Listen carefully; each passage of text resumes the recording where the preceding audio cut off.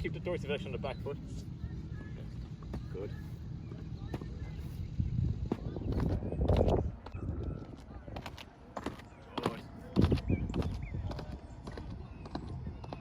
Very good, Pat.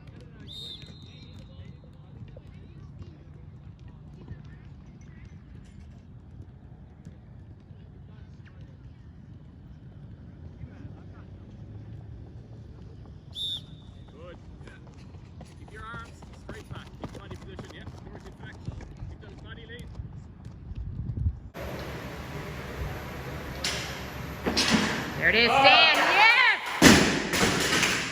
Hey everybody, welcome back. We are live today with Jasmine Camacho-Quinn. We got her, fortunately enough, before she headed off to Tokyo to the Olympics to compete.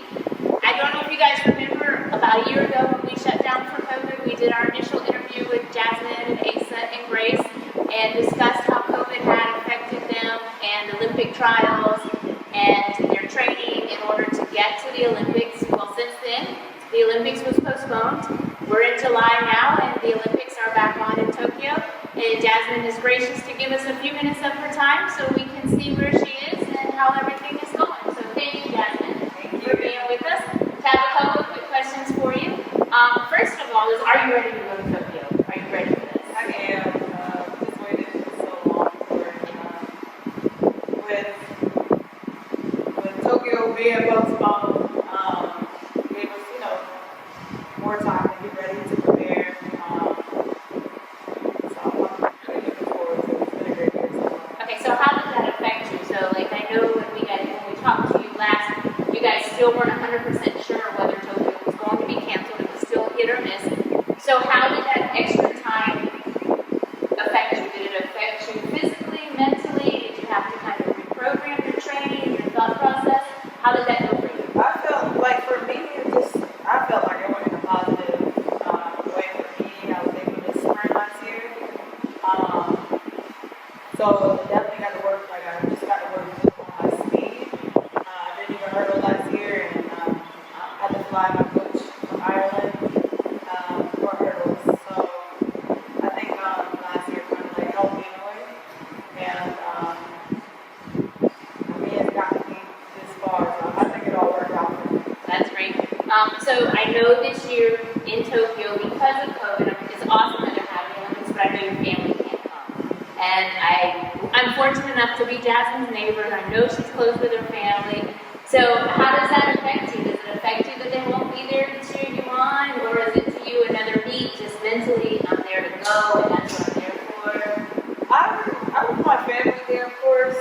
That's one of the biggest things involved in the end. And we have to wait 5 years this year for it. And I definitely want them there, but I've already accepted the fact that they cannot be there. So I did really well on it. I can always FaceTime them when I'm there. But I've already accepted it. They told us nobody can go there but those other countries. So Now, can your coach go with you? So you can at least take your coach, so you'll have somebody who's familiar with you. So John will cheer you on. At least somebody will be there on the sideline. Yeah. But then your teammates obviously will be there. Yeah.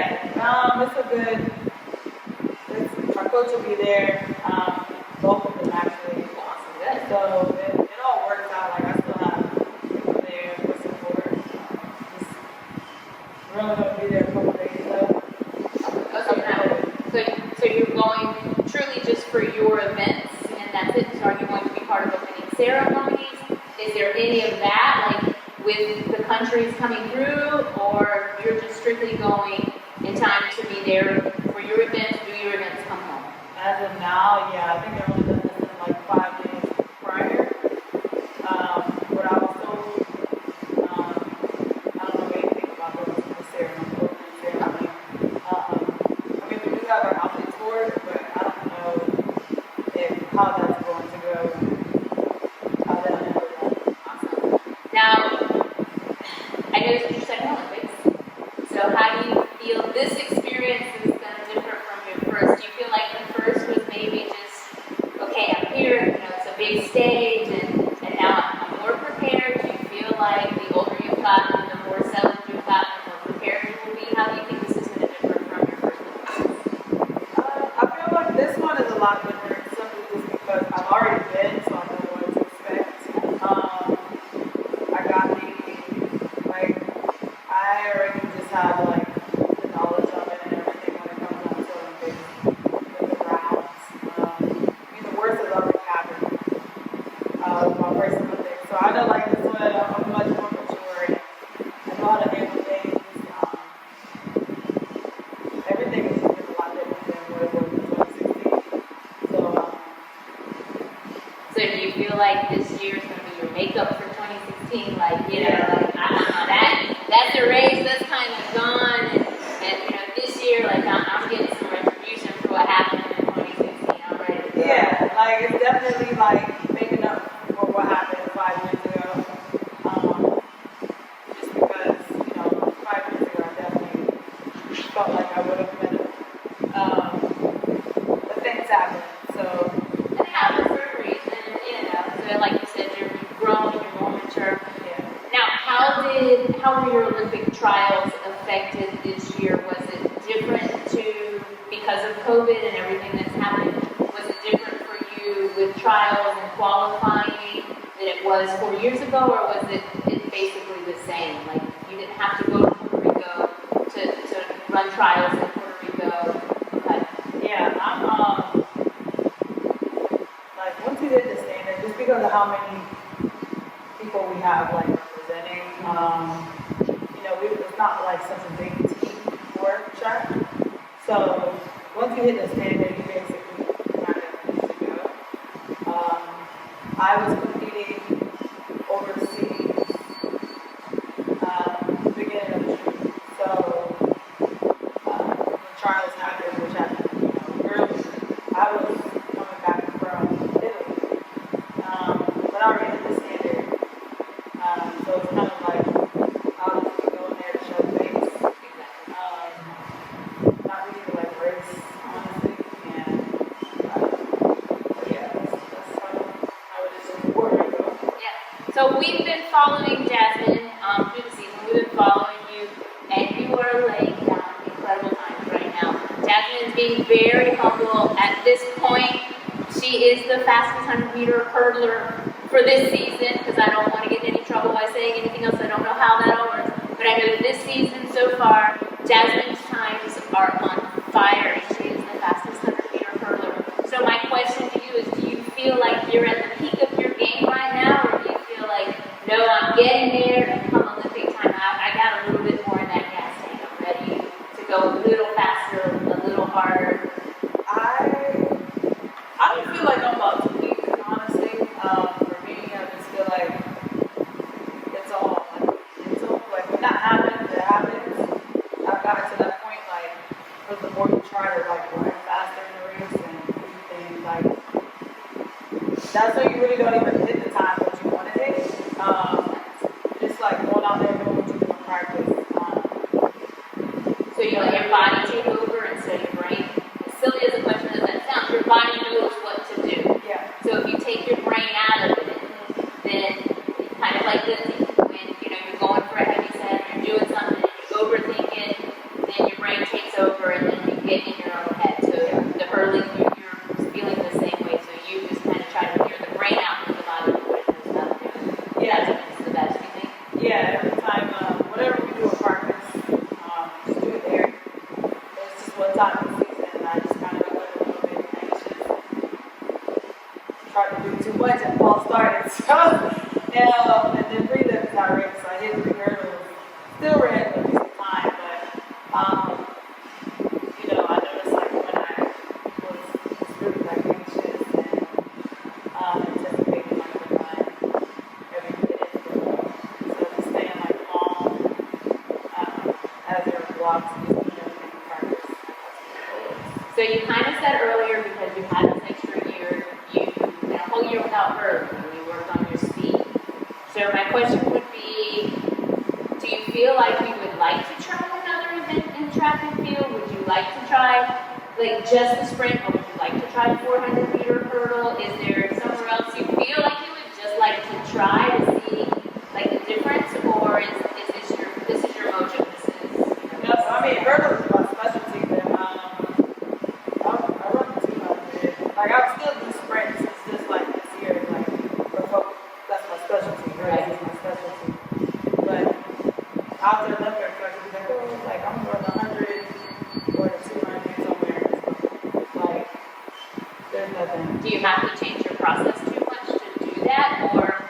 it, do you think it's easier because the hurdles are removed, so it's just a straight, I feel like run? Do you have to change any mechanics, any body functioning in order to go from one to the next? a longer drive phase than regular sprints, but that's it. I think like at this level, like you know what to do, what not to do.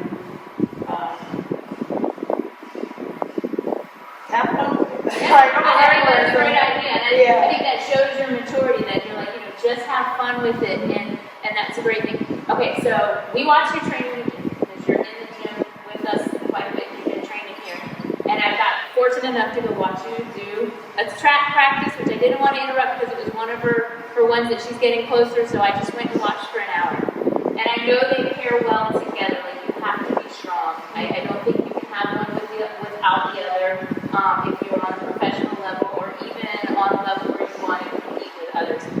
So do you have a favorite? Do you like to be in the gym more than you like to be on the track? Do you like to be on the track more than you like to be in the gym? Or do you know, like, hey, they're just both a necessary evil when they go together? Does that question make sense?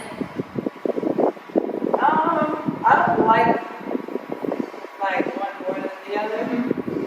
Just I have to do it. Right. I have to do it. So it's really like just get it over with. Like, well, I've watched you, and I posted a video of you, and you posted it on your channel.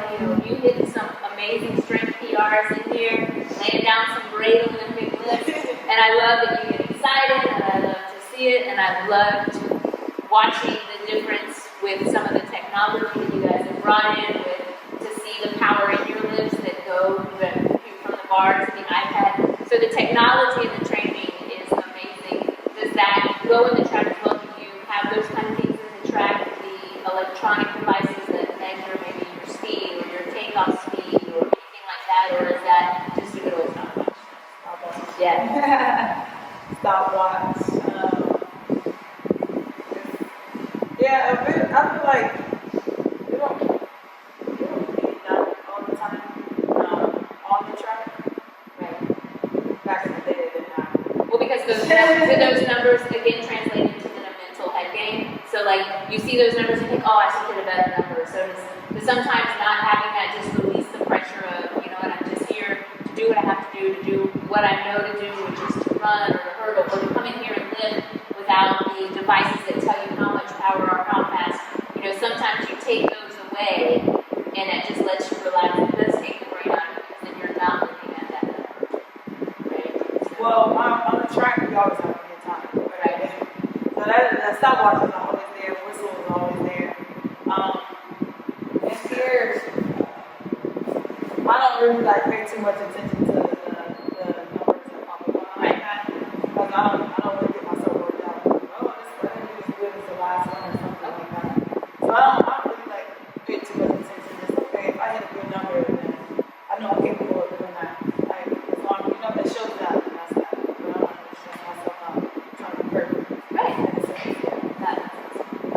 Do you plan on competing in another Olympics after this one, or is it let's see how this one goes and we'll figure it out in 4 years or 3 years? I'm not sure how they go from here. So stay on the track. I guess it's in 3 years. Yeah, definitely. I mean, it's still more left. That's great. I love that. Yeah. With my career, so that'll come quick, and then possibly 28. We'll see how that goes. So I know the Olympics are at the end of July. What are your plans between now and getting to Tokyo? Are you competing more? Is it just training more? Yeah, so I'm headed to Budapest.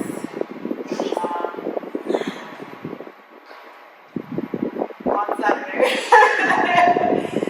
On Saturday, and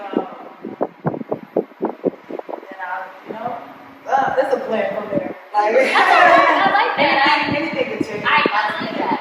But once you leave the States, you're not coming back to London. That's the plan? Or? Yeah, that's the plan. Okay. And then after Tokyo, you're coming back home. Obviously, we're hoping, when she comes home, I can get to touch a gold medal for the first time ever. Just, that's me being selfish, sorry. But it's been awesome. So we see you 2 days a week in the gym. And we know you train here, and we know you train So we want to know what you think of our facility. As a professional athlete, do you have what you need to do what you got to do? What do you think about our little facility here? I mean, we're here. We're here. Like I feel like everything here. It's what you need. Especially for us, like we have to power them and things like that. So, I'm fine with everything in here. Honestly, like it's no different than what we had in college. So as long as we get the job done, Yeah, that's the best of it. that's how we do it. And it's more private too. So it's more private. Well, that's our goal, is to be a little bit of a private facility. So my final question for you is, obviously, you probably get this one a lot, but younger kids, girls coming up, young boys coming up, young girls coming up, who want to, this is a goal, this is a dream, this is where they want to be. What advice would you give? Like, where would you go? What advice would you give? Definitely, if this is what you want, then put your mind to it. It's not easy. It's a job. Like track is, you question yourself every day and why you do it. It's honestly, but if you want to do it, put your mind to it. Every day there should be the slack days. Sometimes it happens, but Well, track is initially, you train with other athletes and you train with the team, but initially isn't track a solo event? yes. Like, you're running for you. Yeah. Like, your times are your times. Yes. And even in a relay, your time, even though it's a group event or a team event in a relay, it's still you out there putting down your time. Yeah. So mentally it's you, but I'm sure being around others who are training like you and training in the same aspect as you, are putting in work like you on that team effort makes it a little bit easier to deal with. Yeah, we have, people running side by side. Lexi's got to come in and get an interview. She runs the joint around here. Well, I appreciate your time. Yeah. You guys so much to do. And I thank you for giving us a few minutes because our members are always asking. So you guys, I'll get Jasmine's track schedule and let you know when she's competing. I believe it's like a crazy 13-hour time difference or something like that between Tokyo and here. But we'll get it posted, and if anything, good old YouTube will put it out there so we can, transfer it and show you guys how she's doing. Have any questions or anything, you guys, please feel free to pop it in the comments. Wish Jasmine good luck in her Olympics. Sorry, the dog is being crazy. Just post a good luck to Jasmine for her Olympics and for what's going on into Tokyo. Safe travels.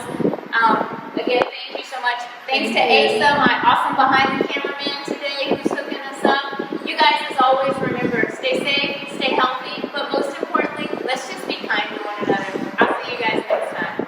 Thank you.